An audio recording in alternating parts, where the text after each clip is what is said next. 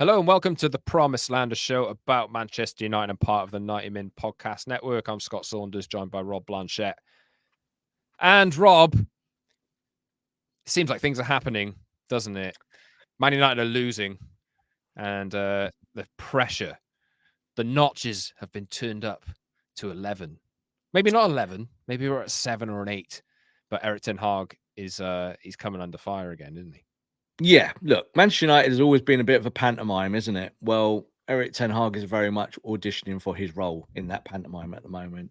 So, disappointing game of football, of course, at Old Trafford. I was there for the Fulham match, which we'll kind of overview today and talk off some of the back of that. But yes, Scott, I just think the thing is, as much as I think all of us moderates want to give Ten Hag the time and the space and all of this and have a big hug and get on with the job, Erik, I think we're still seeing things that 6 to 8 to 12 weeks ago that I was talking about that worry me tactically. And unfortunately, they're manifesting in results sometimes. So you've got injuries, but some of the tactics, Scott, I don't feel good about them. I'll say that. Big week ahead. Nottingham Forest in the FA Cup away from home. Man City in the Manchester Derby away from home. You know, if he takes 2 bad defeats, the way things are going, well, we'll talk about it. Everybody knows that I have been a defender of Erik Ten Hag. Rob as well, but a little bit more critical. But you can't lose to Fulham in that fashion. You can't keep making the same mistakes. So I think I'll get into how I feel on that today, and Rob will as well. And we'll talk about some other potential candidates that are being linked with the United job too. Subscribe to the show wherever you get your podcasts and watch us on YouTube, the Promised Land and Man United podcast. Like the video, subscribe, leave a comment, hit the notification bell so you never miss a show, and follow us on social media at @_Scott Saunders on X, IG, TikTok, @ _Rob_B on X and YouTube, and at TPL MUFC on X as well. Rob, so, maybe I'll ask you a question knowing the trip you take, right? Yeah. So you jump on a bus, right? A supporter's I do. bus. What, to go to the games? To go to the games, right? Got on a coach. You jump on a coach, a supporter's coach, right? Yeah. And it takes you a few hours. Hmm. It can be raining. Yeah. It can be a little bit dreary. We know what Manchester's like. Old Trafford a little bit dilapidated. Needing investment into it, or maybe there's a whole other conversation about the stadium. How do you feel when you make all that? When somebody could travel across the world and turn up and watch that. It seems like it's the same mistake over and over again. So, I'll ask you, how does it feel when you make that trek and then you have to go back the same way and you see the same idiotic mistakes that are being made on the pitch time after time after time, and you end up losing the game? Yeah. It's awful. Like, it is awful. And it's for any football fan when you go and watch your team play. Like, in those moments, I'm going to Old Trafford as a fan. Yeah, take my work hat off. I'm going there to support Man United. I've been doing it since I was 9 years old. So, as you said, the coach journey in and out of Old Trafford, of course, that ends, doesn't it, normally with a 1-hour journey just to get out of the car park. So it starts with that. And obviously, everything's playing over your mind. You might sit there and construct a tweet about after the game, something post-match, to be able to talk to followers and your audience to kind of keep that communication there. I think the overriding thing is, Scott, is that it's just like watching a rerun of a really bad TV show that you watched years ago. It doesn't feel any different. And I just said to you off camera before we started here that was the first time I've walked out of the stadium before the final whistle was blown since Liverpool beat Man United at Old Trafford 4-1, I think it was, where Desena scored in the 90th minute. I think it was, and it was the day that I think Vidic got sent 2009, off. that was, I think, yeah. Yeah, Vidic got sent off, I think, and he got absolutely skinned by Torres, I think it was. And the Gerrard kissing the camera thing, I think it was that day. And we all left on that moment because it was so ridiculous, such a horrible game of football. And there have been horrible games of football since then, like, don't get me wrong. But we walked out because you always think when United score late in a game that they can go and win it. I thought they would. I honestly thought they would as well. I'll be honest with you, I didn't feel that. So when we scored, I just felt relief. And then I thought, and then it was running it through my head. I was like, So Maguire was the only one who reacted in the area there to put the ball in the net. You look at the rest of the United players, and they're just all over the place, completely out of position. They're just wild, trying to win the game. But Maguire gambled, didn't he? Got on the end of a parried save and smashed it into net. Well done, Harry Maguire. I actually thought Maguire had quite a good game, even though he was part of that last moment, which, of course, destroyed United in the final seconds. I walked out the stadium. I think it was at the moment 96th minute when Dalot overran a simple ball when he had to just cross it into the box. It's late, everyone's in the box, and he kind of goes to the byline, overhits it, and it goes out. And literally everyone around me stood up in unison and went, "Right, we're done. This is crazy." You just said there, like, how does it feel? I think the thing is, Scott, is that losing is not a problem. Losing games is not a problem. The problem for fans and for like myself is when you're watching the same stuff happen tactically and you see it's not developing. There's nothing new. It's old. It's old money. It's poor. This That was the Robert, whole takeaway sorry to interrupt from you. Fulham. This was the same game as the opening night of the season against Wolves, except they lost. It was the same things were happening over and over again. And we've seen this game a lot this year. Like, it's not new that go into the stadium, and obviously the news that Højlund was out the game, you were like, okay, here we go. No Højlund, no Luke Shaw, no Lisandro Martinez. You're like, 3 are out, and you're like, well, there's no way this team can do what it normally does or what it wants to do, what the manager wants it to do. Just, you know it. So you're thinking, right, what? Hopefully he'll change it. He'll change it up. Something will change. He'll do something a little bit different, just tweaks here and there. So his tweak, of course, was bringing in Forson. So Forson played the game, and I thought he was okay for 55 minutes or whatever it was. Like, he wasn't awful, but there was nothing discernibly different. You just said they're the same as the Wolves game. You know that when Fulham come along, tactically, they're just going to be relatively smart. They're a solid team. They're not frivolous. They'll just do their work. But if you play your best game, Scott, you will beat them because you're better than them. But United just gave the game to them on a plate, literally for the whole match in phases. And it was just scary to see. Like, it's like we have a one-man midfield and he's 18 years old, and it's wrong. It shouldn't be like that, even with injuries. And it always seems to be the same culprits to me, Scott. And I think that is the problem here, is that if you are Dan Ashworth and you're at home on gardening, your hands are dirty because you're in the garden planting in the daffs and doing your work, and you look up and you just think, oh, just catch Man United because I'm going to be working there quite soon. You're going to be watching that and you're going to go, they're rubbish. They're not very good from top to bottom.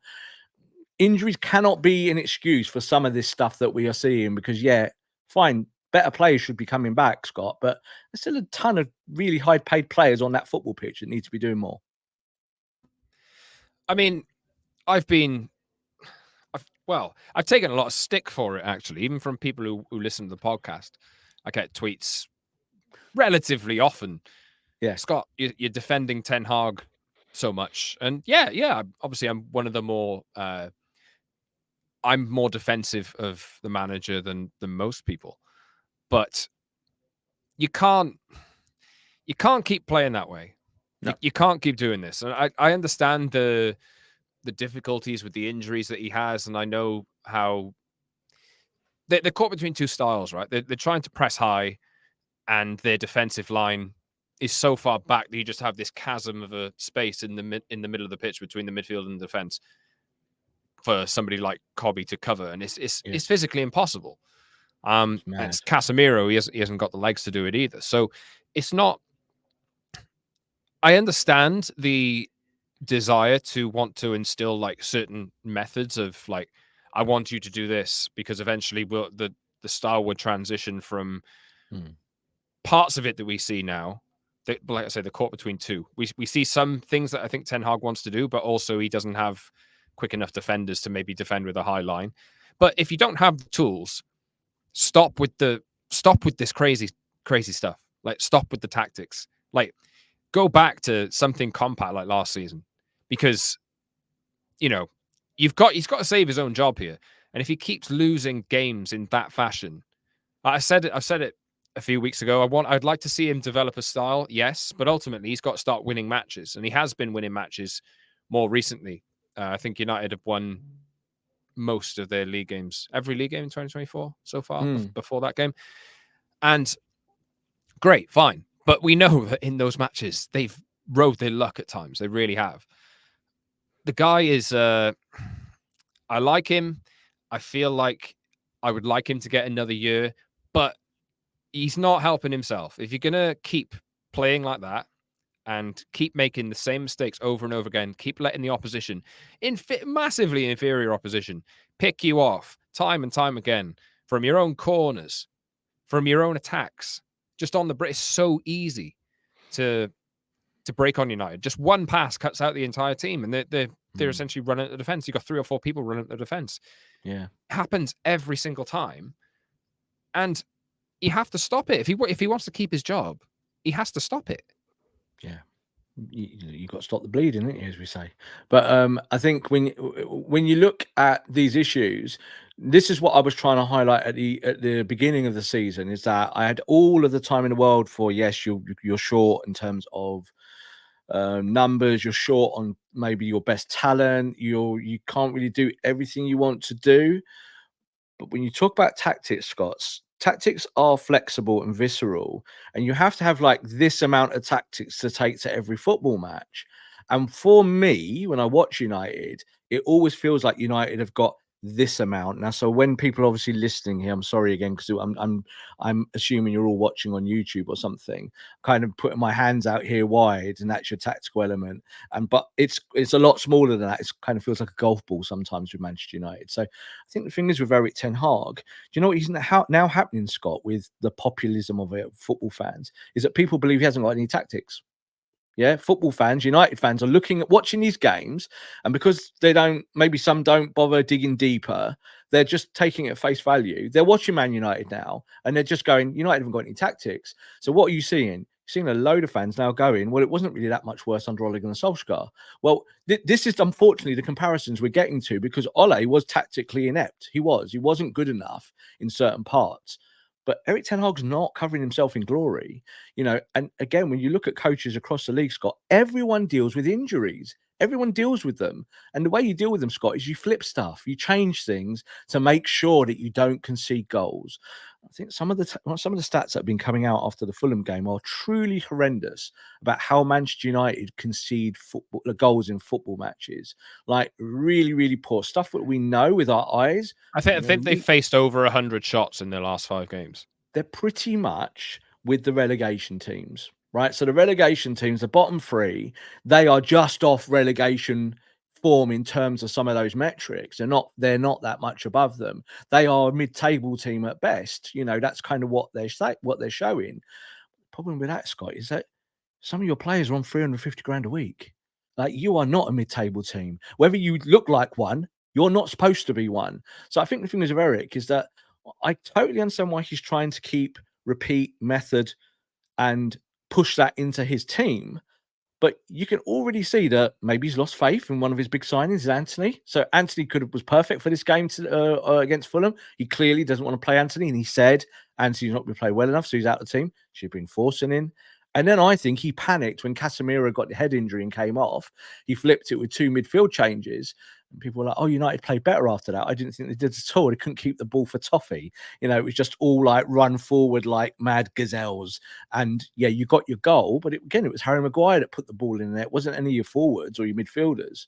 So I think the thing is with Erik is that if he'd got away with a draw out of that game, Scott, it would have been okay. If you'd drawn that 1-1, I think we could have gone, well, you saved yourself again, so it's okay, go to the next game. But you lost the game in such a horrendous fashion. Like, it doesn't get worse than that in the way that they did from their corner flag, they scored from, and they scored in like a transition of like 2 passes, and then letting the quickest player in the league in Adama Traore go in a straight line towards your goal.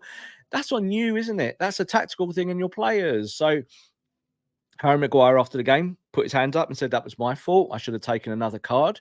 I think that's noble of him, because I think it was about 7 of theirs fault. I really do in that moment. And also I think it was a tactical problem, is that no one was being tasked to be back. You didn't see the manager again, Scott, going, back, lads, come on. Like, you need to do that. He's just kind of stood there watching like all of us. So he's talking his way out of a job, Scott.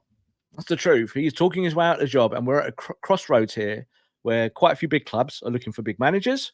And I think Man United might be going, right, we're in a bit of an arms race here for a new coach potentially.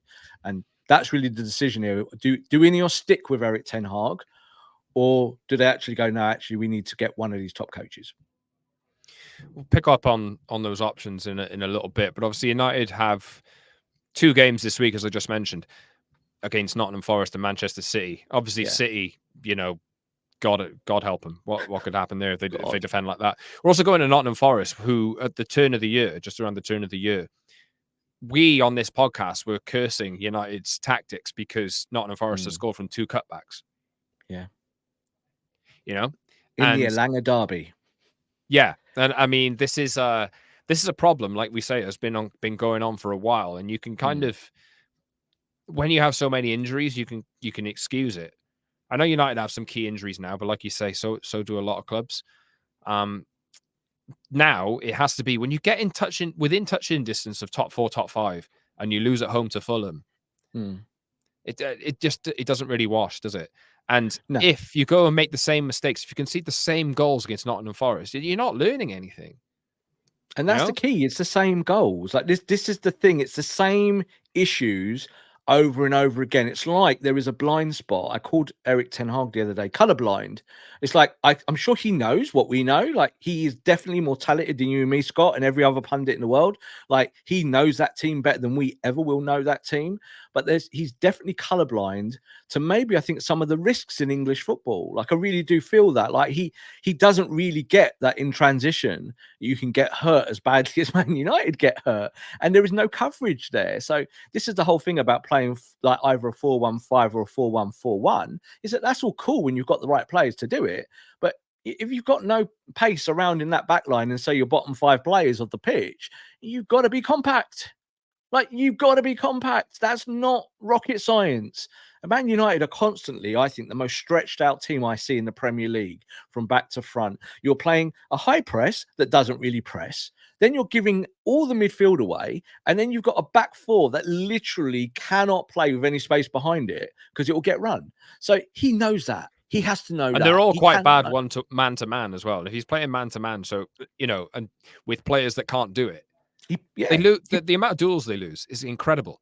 Really incredible. And they lose those duels through obvious means. It's not like they're trying. Like you see with Maguire, and especially with the second goal against Fulham, Maguire's been tasked to be aggressive. Yeah, everything he's doing is go to the player. That's what he's been told to do. Like Martinez, it's just like he's doing the Martinez role, but maybe just a little bit slower and a little bit more cumbersome. But he's at least doing it, Scott. Like at least trying to do what he's being told.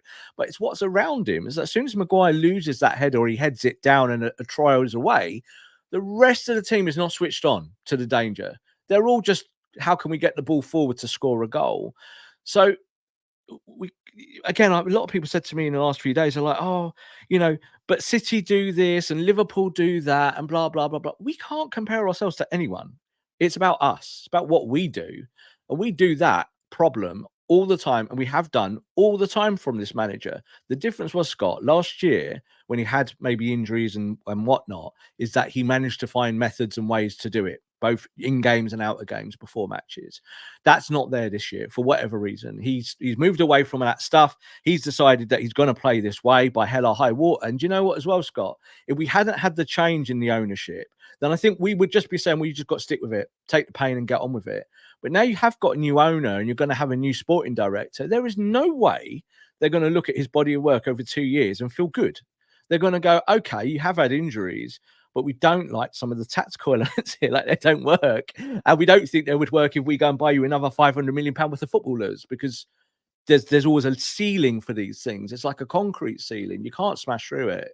So that's where I am with it with Erik, is that I would love him to get more time, Scott, because I don't think that maybe some of the alternative coaches that are being mentioned are better than him, but he's not doing himself any good here. It's kind of a little bit reminds me like the end of the Mourinho era, is that Mourinho didn't help himself, just kind of made the team play badly. They played badly and he got sacked. And that does happen, doesn't it, with coaches, is that they get stubborn and then they get their payoff and they leave. I'm not saying that's what Erik wants, but maybe Erik does know that he isn't the Ineos choice for this board and he's just going, right, well, I'm going to play my style of football and see if it works. But it's not working, Scott. It just isn't working. You say my style. I think he's he's trying, but it's about 50%, isn't it? Like, if United were playing, it is his choice. And part of the reason why I've been so defensive of Ten Hag is because I feel like his intentions of correcting the culture at the football club is I back him on that. I really do. I think the way that he's dealt with difficult circumstances around, Ronaldo, the way he's dealt with even Rashford, Sancho, I've pretty much backed him on all of those. The way he's blooding youth, you only need to look at Mainu. The fact that he gave Forson a chance anyway, that's good. shows that he is open to holding those traditions that United do have. And also, I don't want to see the squad of players that have let managers down time after time. I don't think we're at that point yet. I think this is just this isn't, maybe in some cases it's a bit of a down in tools thing, but I don't feel like we're at that point like we were with other managers previously. Yeah. But, I don't want to see these players being given another chance. And that was a lot of my reasoning was I wanted to see Ten Hag deal with that transition. But now if there are people there for him to do that anyway, like Dan Ashworth coming in, like Ratcliffe, obviously we've had the completion of his part takeover, and they are going to make these decisions with or without the manager. Definitely. I just feel like he's really got to start showing on the pitch. No matter the players he's got, they've got to start getting results, and they've got to give something that you can believe in. Because at the moment, there's not a lot out there that you can believe in and take forward. Definitely not. And I think the thing is as well, we have to get real with some of this, Scott, is that Erik Ten Hag's job is actually not to create culture. Yeah. Erik Ten Hag's job is to tactics, selection, and win football matches. So I think when he came in, it obviously was as a Glazer selection, exactly, as a Glazer selection, this was what was put to him in the summer as well. And he said, I think the immortal words, "There was no culture before I came here." So he's right about that. He's totally right about that. But we're in a new phase now, aren't we? We're going into this Ineos phase now, where you're going to have a new sporting director. It is Dan Ashworth's job.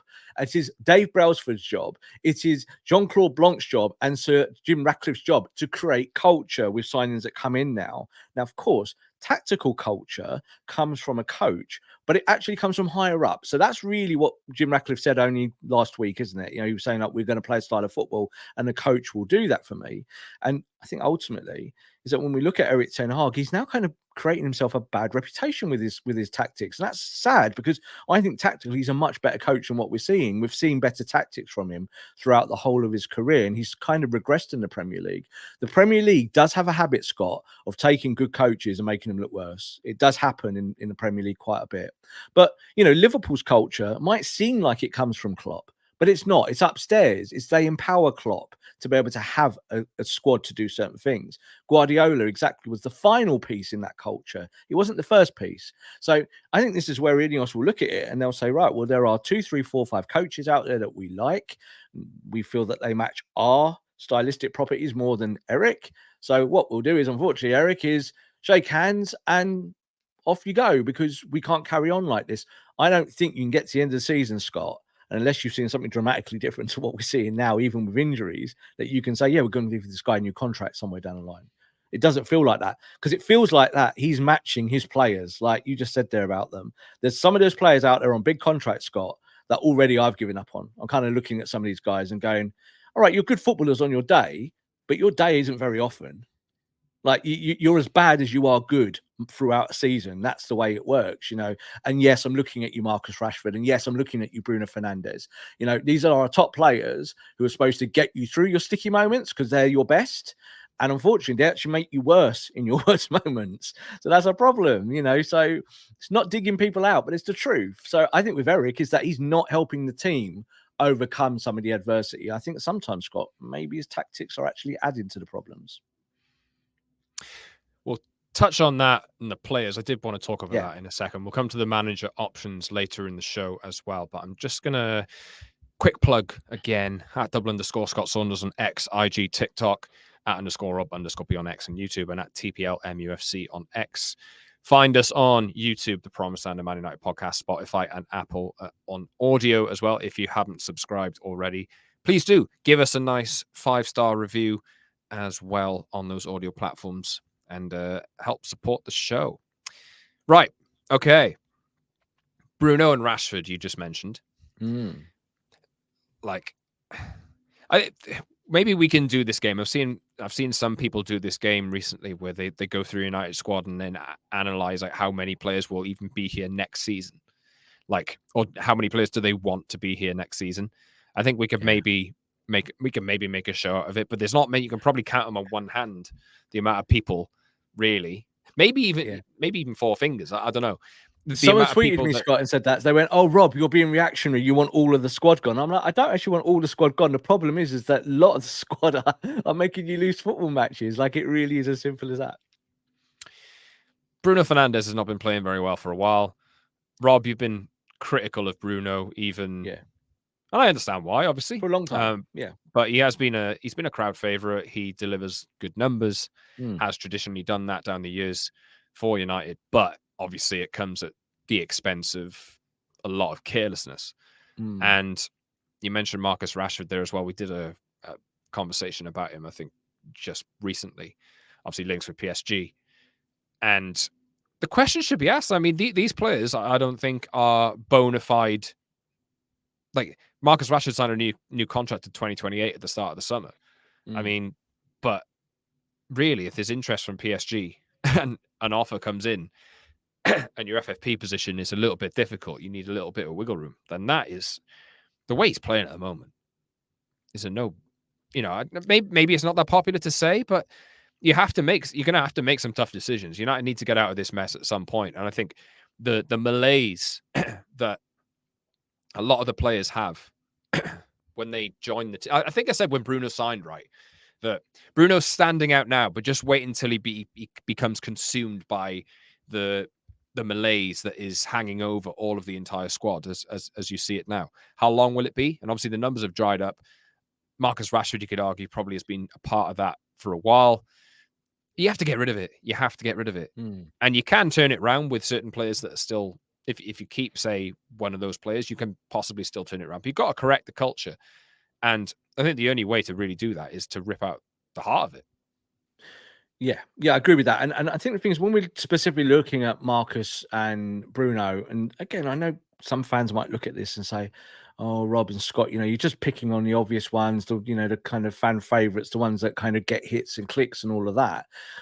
For me, and I know for you, Scott, that's not the case. Like, we would rather defend these players. We'd rather they played well, and that we would hear doing shows going about how great Marcus was today, or how Bruno rescued the game against Fulham, or something more positive. Don't get too high, don't get too low. But sometimes you're watching it, and you're kind of going, well, that's just not very good.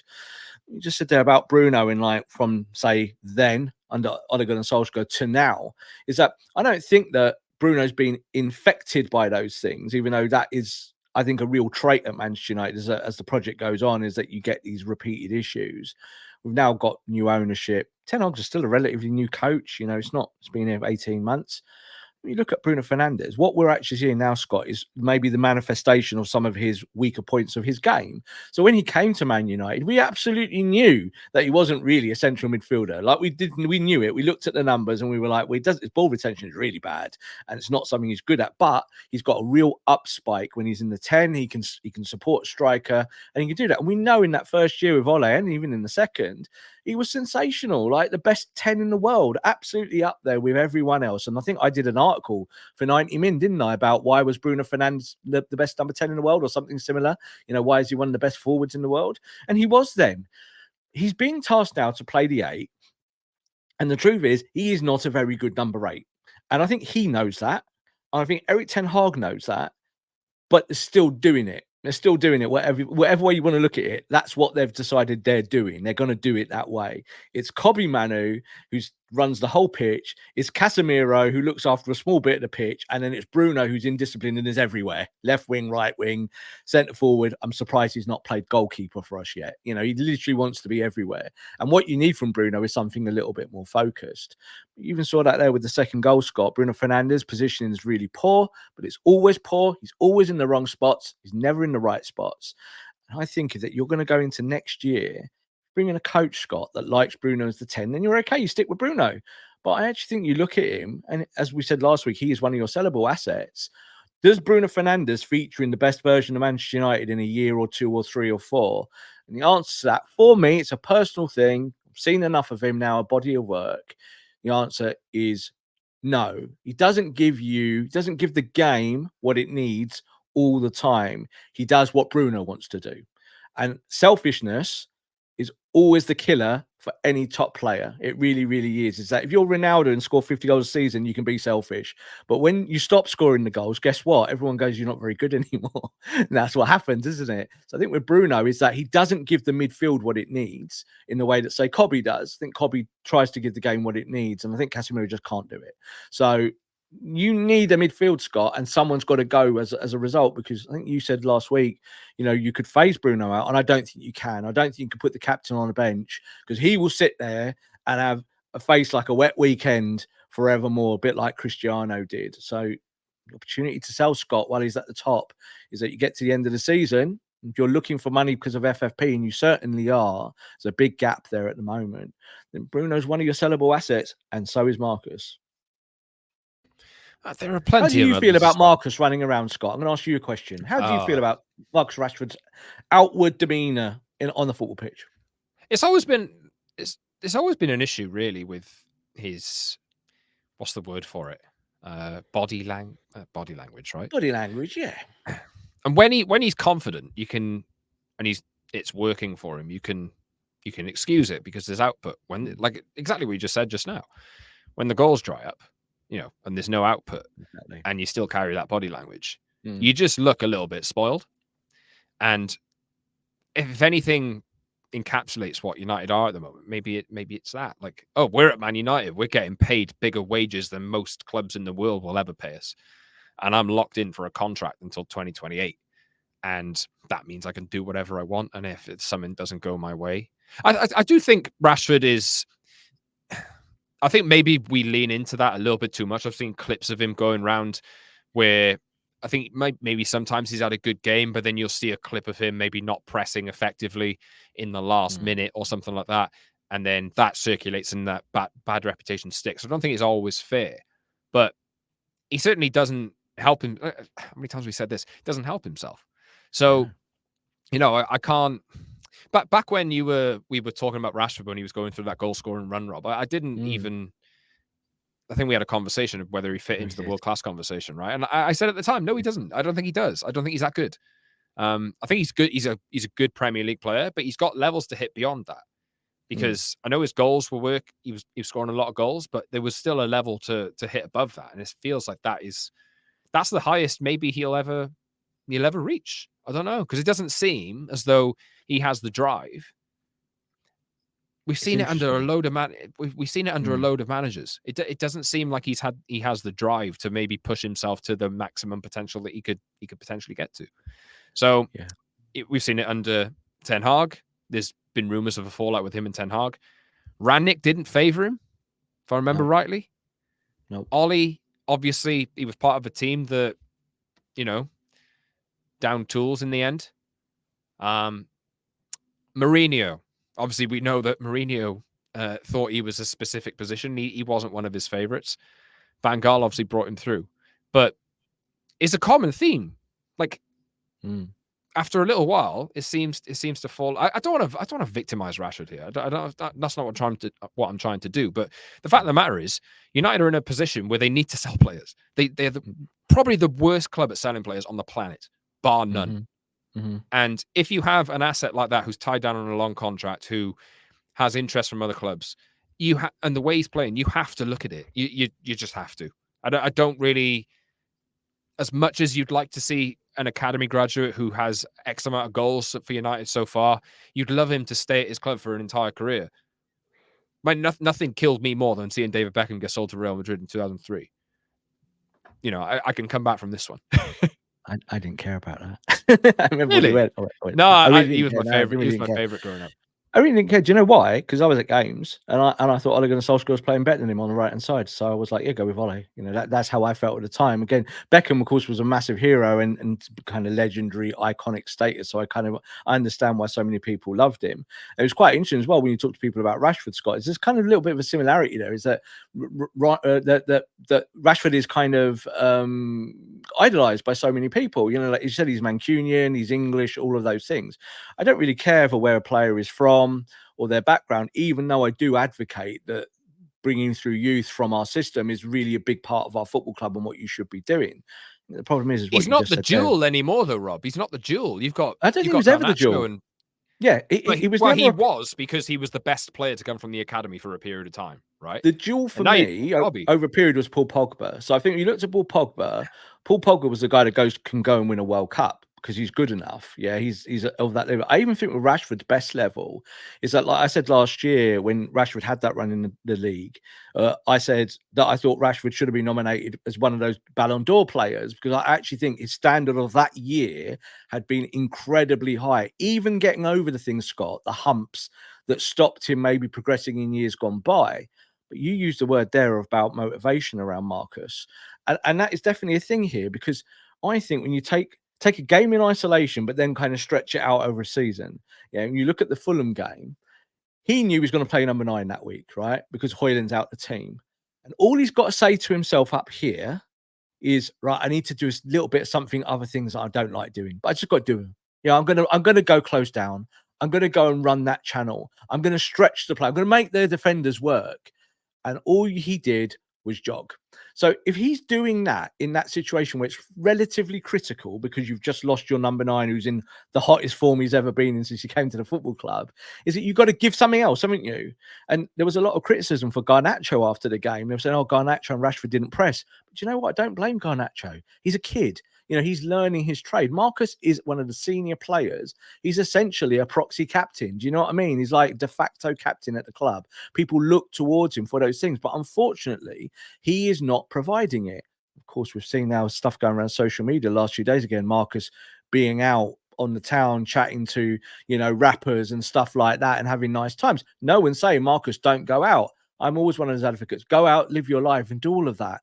But it's not a good look when you refuse to run around on the football pitch. That's what you get your 350 grand a week for. At least run. So he's not doing that, Scott. And then it was like, oh, Rashford only got 19 passes in the game. Poor Marcus.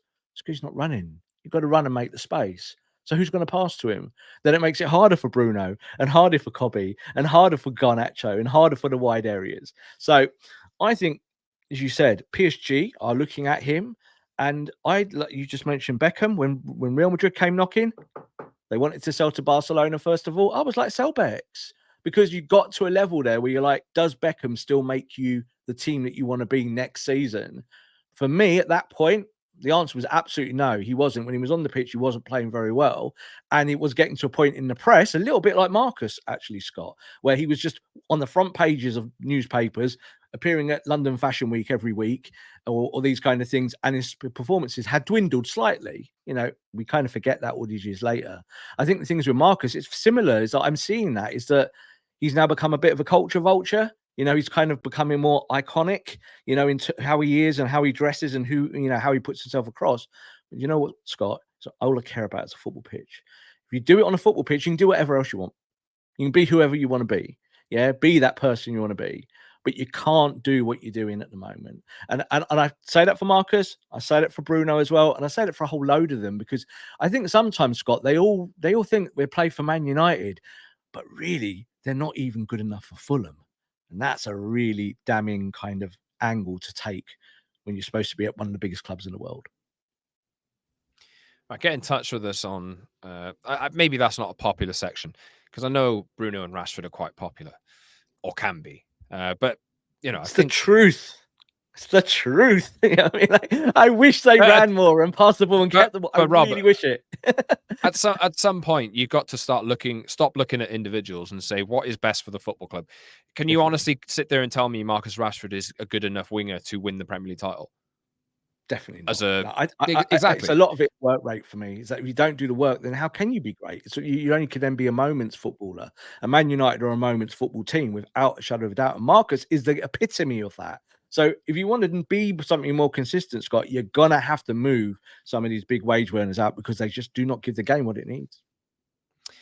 Right, managers. Let's move on to managers. Get in touch with us on any of the players that you would like to discuss in the comments, or Please at do. __ Scott Saunders, at _Rob_Beyond on Twitter. Right, managers. We talked about Ten Hag at the top of the show. There's been fresh speculation on Tuesday morning as we record this around Sir Jim Ratcliffe not being 100% sold on Erik Ten Hag. I think we probably could have read into that by what he said in his comments last week anyway. Yeah.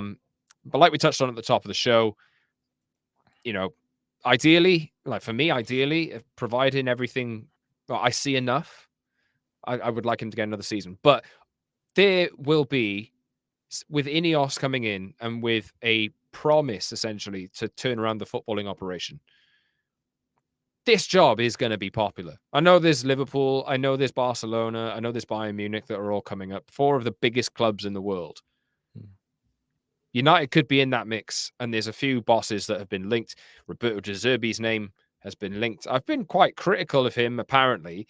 I just feel as though if you drop him in a frying pan like Man United, the heat will turn up a hell of a lot more than it does at Brighton. That's been my whole point all along.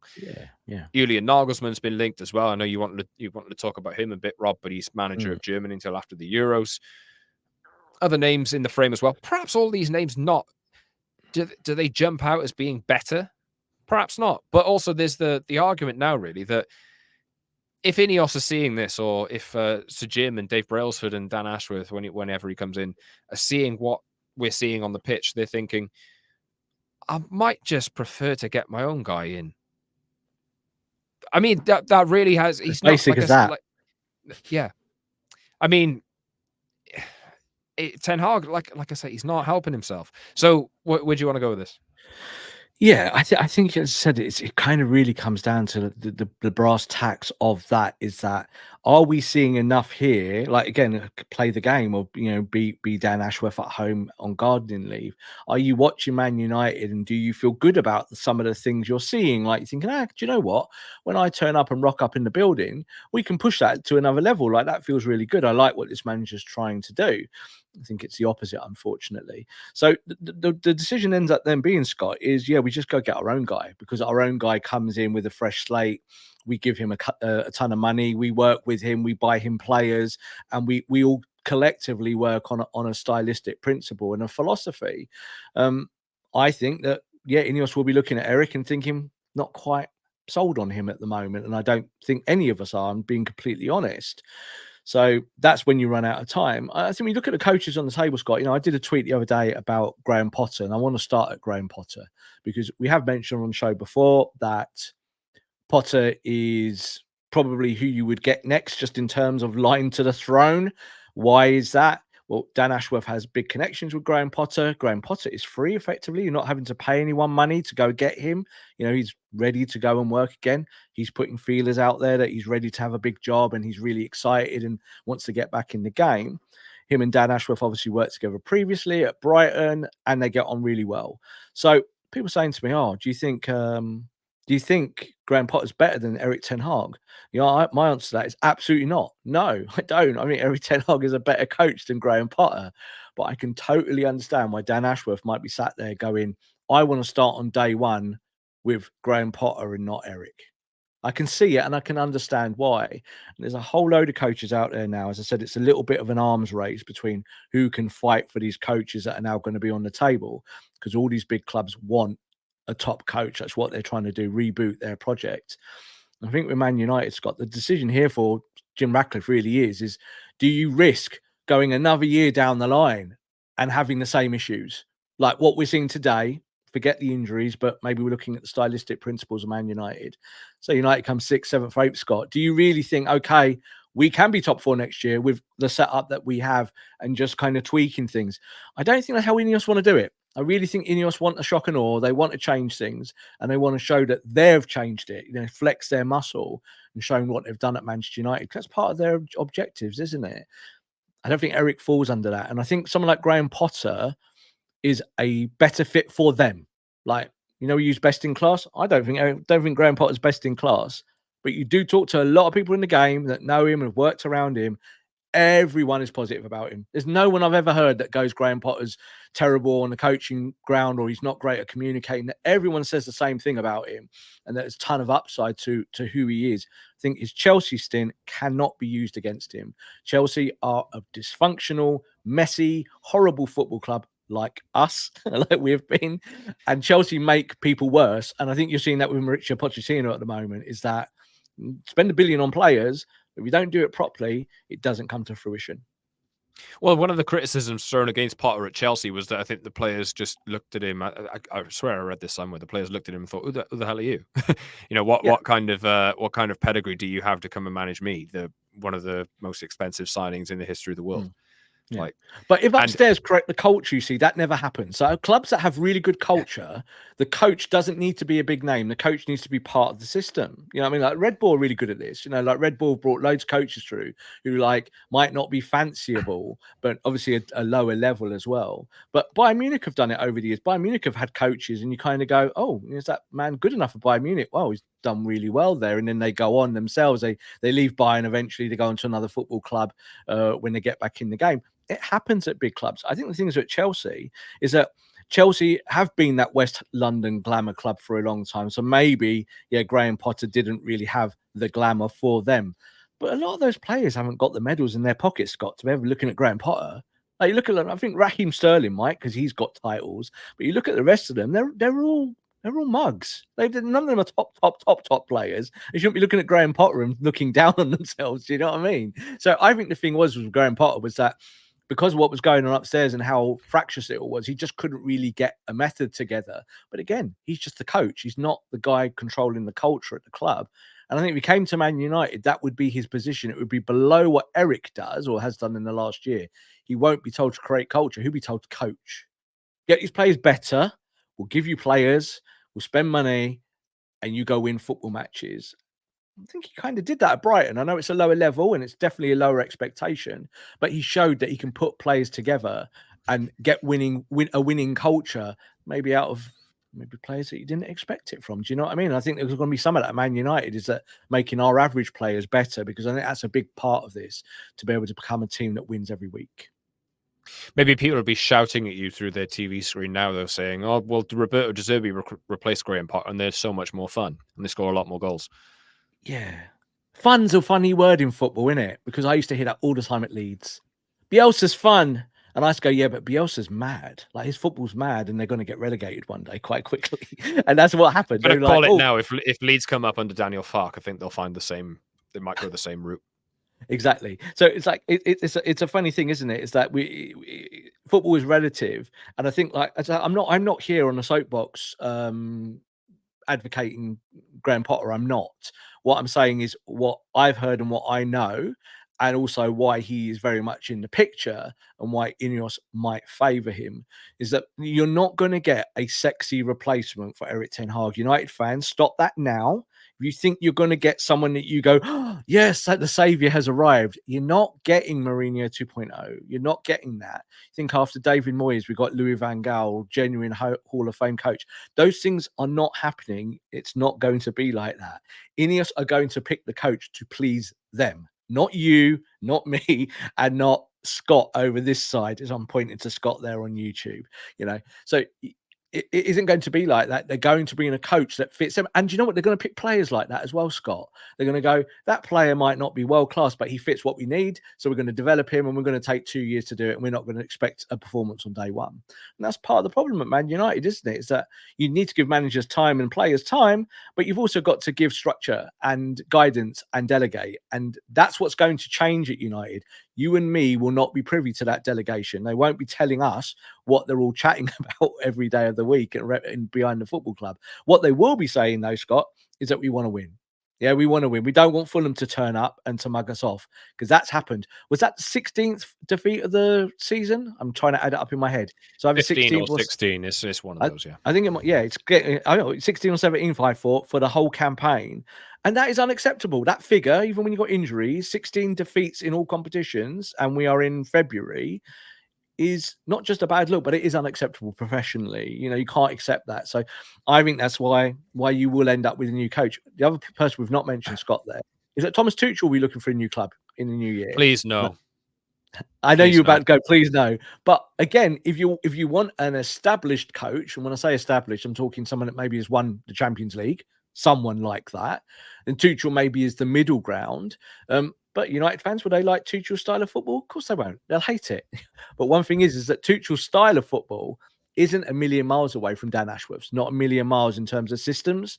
So on the table, but I still think Graham Potter is very much the outstanding candidate as far as the new sporting director is concerned. Jose Mourinho's going free at the moment. Maybe David Moyes will be free come the summer. Who knows? We'll see. Can I just say something about Jose? Can I just say something about Jose? Jose and Jim Ratcliffe are very tight, very good friends. I'll just leave that there. They are. I would love to see him at Chelsea. He's one of those coaches that you just want to be in your league, but not at your club. And I think that's how I'd define him, because he is box office fun. If United think that maybe, and this is hypothetical, yes, it's just coming out the top of my head. If Man United think that maybe they just need someone to have a stabilizing effect because, you know, someone who's experienced, and that they're not ready to go the full Graham Potter route because there's a risk there, or they're sick of Erik Ten Hag because he's, you know, playing 4-1-5 every week and they don't like it, and they want someone who's going to maybe make them better defensively in the early years, year 1 of the project, year 2. I don't want Jose, but I would not. These people with billionaires pick people they like. So we do absolutely know that Jose and Sir Jim Ratcliffe are like that. They are good friends. They've known each other for a long time. Of course, Sir Jim had Chelsea connections while he was there, so I'm sure they've spoken a lot in years gone by. Sir Jim Ratcliffe, obviously famously a Chelsea season ticket holder in years gone by as well. I'm not saying that Jose's on the table, but I would not be the biggest shock in the world if we hear that is a potential route for United. So I would be wholly against it. I don't think that'll happen. I'll just please no. Like, my God, no. Final person I wanted to talk about. Right. Now, I don't mind this shout that much, but there's 2 conditions. 1, he manages Germany and isn't going to be available until after the Euros. And 2, he wears ridiculous suits and I can't deal with it. He's got a really nice coat. He's got a lovely coat. I remember when he was at before we went to Bayern, we played them, didn't we, Leipzig, and we hammered them 5-0. 5-0. The best thing, best thing we did. Yeah, with Ole completely schooled him at Old Trafford. Though we did lose the return leg afterwards when we went back there. Best thing about that day for Nagelsmann coming to Old Trafford was he wore an amazing coat, and I was like, "Wow, that coat's cool. I want that." And then I realised it was about 800 quid, so I left it. But I think the thing is with Nagelsmann is that, again, do you know what with him, Scott, is that he's this guy who's kind of built a reputation on not a lot. Like, now I don't mean that badly from him. He's definitely a kind of coach's coach. Like, he's got all the patterns in the world, all the systems, all the formations, all like the philosophy going there, but he's also a bit of a grater. Like, he's not going to get on with people sometimes. Like, he's not a people person. So I think the thing is with Nagelsmann, as you said, the availability factor there with Germany is a thing. That has to be considered. But if you did want a coach that maybe you want to go really long term with, then he's definitely on the list. There's no doubt about it. Is they will look at him. And one of the things Nagelsmann said recently, obviously, about his failed period at Bayern Munich, was the issue with Bayern Munich is that they do not give you the wider controls that you need as a coach. I don't think he'll get the wider controls at Man United either. I think he's going to be told what it's going to be like, and he's either got to buy in or not do the job. So that's a problem. And that's kind of why I still think Potter is maybe ahead of someone like him. He's a bigger name, of course. And I really like Nagelsmann, but of course he did turn up to Old Trafford in his nice coat and he got absolutely spanked by Ole. He played 5 across in midfield and Ole worked it out and bypassed their midfield like that. Bang, bang, bang. And we absolutely beat them. I remember Marcus Rashford running through one-on-one. Mad. It was like, come on, Nagelsmann, work that out. Can we do this every week? This is how we play. We're a transition team.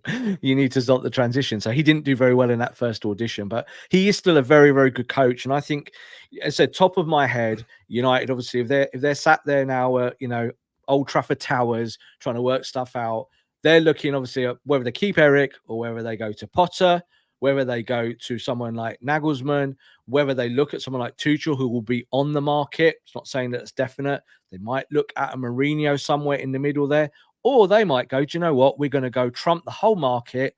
We are going to get Xabi Alonso. We don't care who wants him. We don't care Liverpool want him. He's ex-player. We don't care Bayern Munich want him. We're going to go do some Man United flexing, and we're going to take him there. That would be unlikely, of course. But it could be something to go and do, a shock and awe project. This is what Dave Brailsford said. I want to shock and awe. I want to show the world that Manchester United is still Manchester United. Might well be. If they think he's their number one target, Scott, they'll go for him. If they truly believe that, they'll go for Xabi Alonso. I just don't think that maybe Xabi Alonso is ready for Manchester United. Yeah, my 2 cents. That's not going to happen.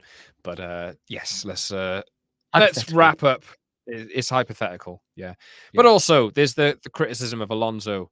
For me, is he's been a manager for about a year, Yeah. 18 But months. he's the hottest coaching talent in the world. So, like, I'm So with you Erik on Ten that. Hag was one of those just a few years ago. You know, He so was, but I don't think his stock was as high as maybe Alonso was. Like, he was definitely a coach that we all looked at and we felt had tactical acumen and had achieved a hell of a lot at Ajax and taken his team to a last four in the Champions League. And I think you can't sniff at that. But I do think that there was still this worry about would he be able to adapt to English football? And there's always that worry, isn't it, for any coach coming into, I think, the Premier League. I think with Xabi Alonso, there's definitely a hype factor there. Like, you could see Real Madrid kind of somewhere down the line going, Xabi Alonso, come home. We could well, yeah, bring you back. he has probably 4 better options than United at the moment. Yeah. Staying at Bayern, waiting for the Real Madrid job because they'll take him when Ancelotti leaves, or going to Liverpool or to Bayern. I do not see that.